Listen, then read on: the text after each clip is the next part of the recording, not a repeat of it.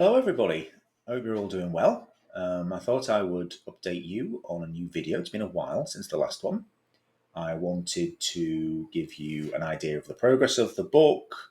I'm writing and publishing a book. I may have mentioned that once or twice, but chiefly because we're partway through the cover design journey, and I wanted to kind of give you an impression of how that's gone for me, what I've struggled with, what I've really enjoyed about the process. We're going to be revealing some sketches of potential book covers, just so I can kind of show you my path of thinking, my line of thinking with this, what I feel is most appropriate, what I'm struggling to decide upon, but also to encourage your feedback, see what you would prefer, get it out there, and see what people think ultimately. So, yeah, other than that, it's a very hot, muggy day in the UK, a good 30 degrees, something like that, which for a pale, pasty, rotund 46-year-old is extremely uncomfortable. Throw in some hay fever, and you've just got. It's great. I love it. Loved every minute of the last 48 hours. But anyway, enough about that. So we are trying picture in picture. I'm hoping this is working. This, as you can see on the screen here, is a bit of a logo which I decided to create for myself. I just thought, oh, well, it might be quite nice to just have something on the back. And Duncan Writes Fiction is obviously my YouTube channel, my domain name, my email address, inquiries at duncanwritesfiction.com if you have any questions. And yeah, I just thought, do you know what? Let's just kind of put a badge to this, just so it's a bit more recognisable. It might change before I publish the book. I don't know, but I thought I'd just start off with that on the main page. So, in terms of the book journey itself, I got in touch with a very talented artist called Tom McGrath. He's based in Liverpool in the UK, and he really, his work really stood out to me when I was browsing through. You've seen pages and pages of different book cover designs, and it occurred to me that what I probably didn't want, although it's the first book of five, and indeed Fenn as a character in my head, I've got stories 20 books in me, basically, to do with him, potentially, depending on how book five ends. Spoiler. But I wanted something that was not necessarily too tropey when it comes to young adult fantasy or fantasy in general, where it's this big, sweeping, epic, cinematic. There's huge mountain ranges, and there's Lord of the Rings style, or Dungeons and Dragons. There's huge monsters, and I get why they are so enticing. They draw you in. They excite you to look at. They're colourful. There's lots of detail in them. I wanted to just pull back from that ever so slightly.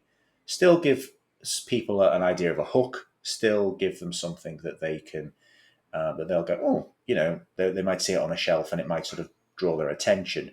But ultimately, something that's fairly does what it says on the tin style.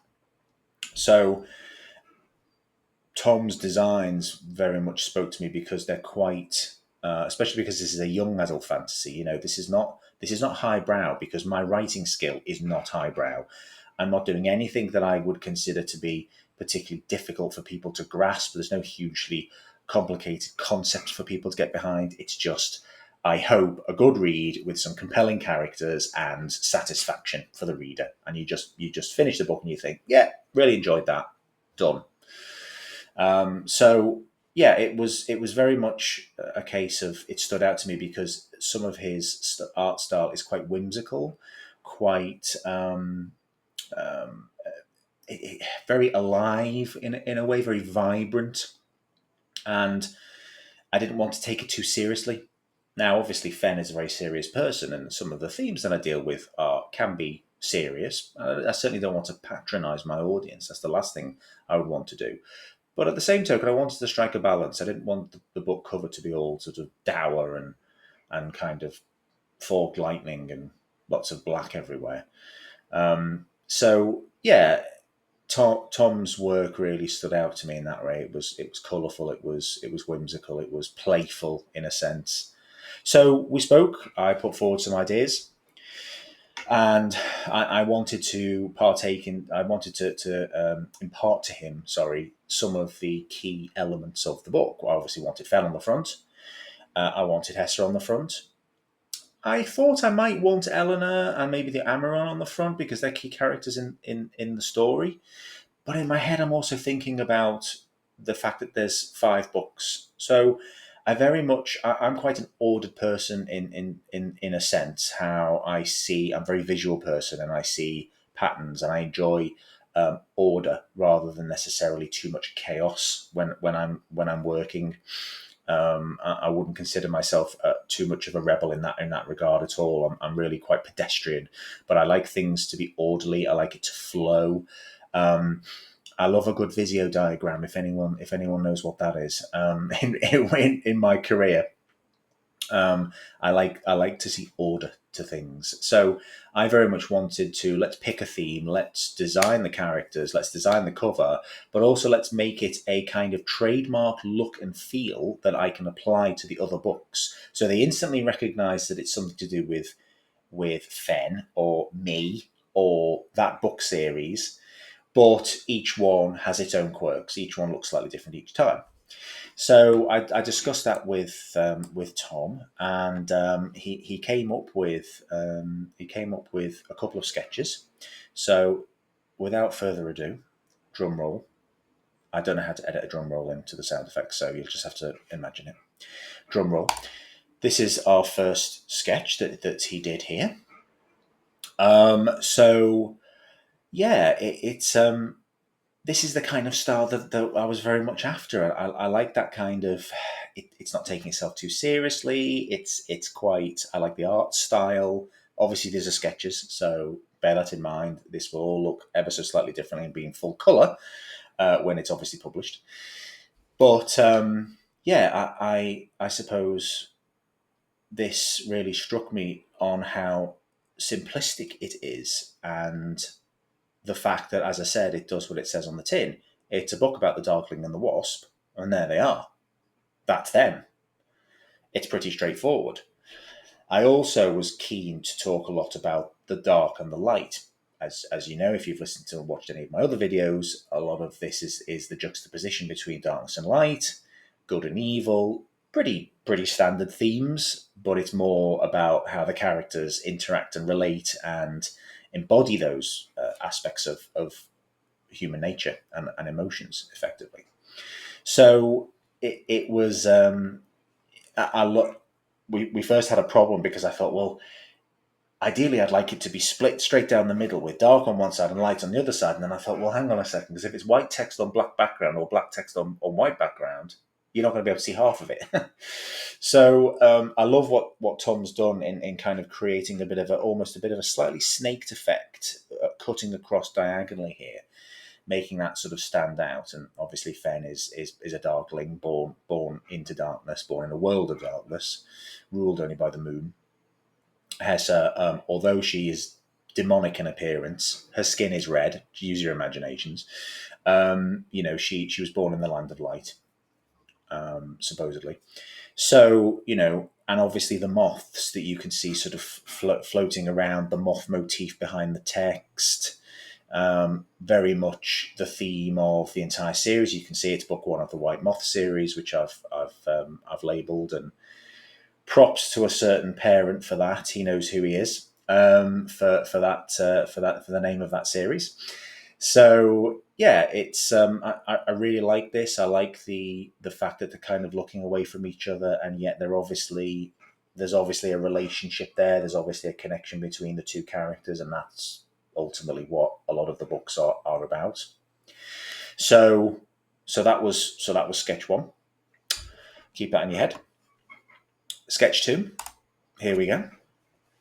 So less mothiness. There's no moth motif, but we've still got the moths in the on the cover, and indeed the moths. I was very clear to Tom when I said that subsequent books, as they come out, I want those moths to travel across all the books because they're very, very key to the story. You can see here that he's added in the Amaron, which is the chap kind of below Hessa there in a kind of Christ the Redeemer style, or if you like. The Amaron, or the back of the Amaron, and of course you can't see the Amaron's face. Spoiler alert. And then at the front, sort of with her back to him, you've got Eleanor. Eleanor is a prominent character in the story. I've spoken, there are other videos about Eleanor, exploring her character a little bit more, which I've done already. And I really enjoyed, I really like to see that, again, you've got Fen and Hessa at the top with the kind of moon and the sun behind them, opposing light and darkness that you've got there, because Fen's world is ruled by the moon, Hessa lives in the land of light. So I like that flip that Tom's done. But also then Eleanor standing with her back to the Amaron, she is a devout follower of everything that he is and everything that he stands for. The restoration, walking in the light, ridding the world of darkness. She very much has always been a follower of his for the last few years, at least anyway, since she lost her mother. So in a sense, it speaks to me, and it speaks to that character, that she would, of course, as a follower, be standing in his shadow, in a sense. So I really like that. Now, it's interesting when you compare the two. If I just flip back to the other one, which is that one, if you can actually compare the two, I showed this to a few people, obviously, because as soon as I got the drawings through, I was like, oh my God, look at this, look at this, look at this, oh my God, it's so good. Showing them my phone and flipping, which one? And they were like, hang on, go back to the first one, Now let me see the second one. So it was really exciting for me, I'm sure you probably picked that up. I'm a bit giddy about it.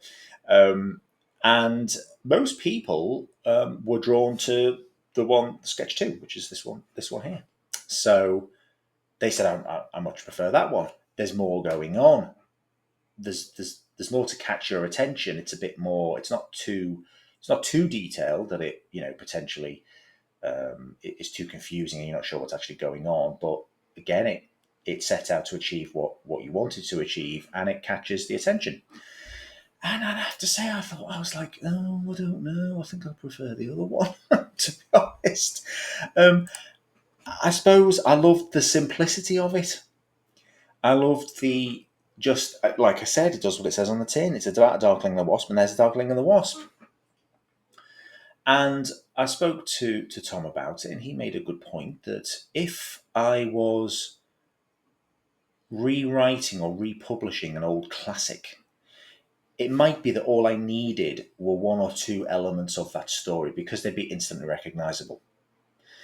But because I am a new author, soon to be published, because I'm just starting out, and because I want that sort of attention grabbing, this perhaps is more subtle than it needs to be. It needs to perhaps be a little bit more big bang because it's the first one. People aren't familiar with the White Moth series. It's the first book. They're not familiar with me as an author. So, and I suppose one good point he made was you also have to think about the Amazon thumbnail, the ebook stuff, which I'm going to be using to publish. The Amazon thumbnail has to stand out. And perhaps this is just a little bit too simplistic, maybe. I don't know. Whereas it invites people to think, I wonder who that is. I wonder who he's worshipping like that. I wonder what part she plays in it. I wonder why that girl's got horns. It perhaps potentially raises a lot of questions and perhaps sort of sparks people's imaginations a little bit more. And draws them in a little bit more. So yeah, that's ultimately where the sketches are up to. I'm 60-40% decided on which one I want. I won't say what it is because I would very much like to hear your feedback in the comments about which one you prefer. And again, to be honest, it's not necessarily all set in stone. I don't want the poor guy to be designing book covers forever because my money will run out basically sooner or later. So, I'm hoping that one of these at least will be the basis, and then we'll just need to tweak it and start to colour it and agree on what's going to go on the spine, what's going to go on the back. I've passed him some blurb for the back, which I've had to really work to crystallize down the story, because I sort of sent him this is what happens, and he was like, could you make it a little bit shorter, because it's otherwise the font will have to be about 2. So that was definitely something that I hadn't necessarily thought about too much, but I was lucky in that I'd had experience of crystallizing down the contents of the book into query letters, which I touch on in a previous video.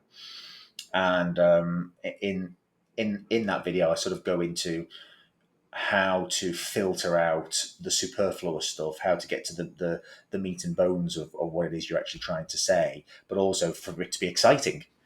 So I think that probably needs a little bit more work for the blurb at the back. And Tom says he's going to do the rest for me. Going to work out all the correct sizes, going to provide me with all of the right image formats. We're going to do some web banners and some advert banners for it as well, because I've got to start thinking about how I'm going to publicize the book. And, if anyone's got any advice on how to go about that, please send me a message, drop me a line. This isn't necessarily an invite for a sales pitch. My funds for this are fairly limited, but I do have time to devote to doing this, and it is something I want to invest in. So yeah, it's I'm happy that I've been able to share this with you today. I will leave you all on the logo, which again may be subject to change as with everything. But yeah, thank you very much for listening. And as I say, let me know which one you prefer. If you prefer Sketch 1 or Sketch 2, let me know in the comments, and I will see you again on the next video.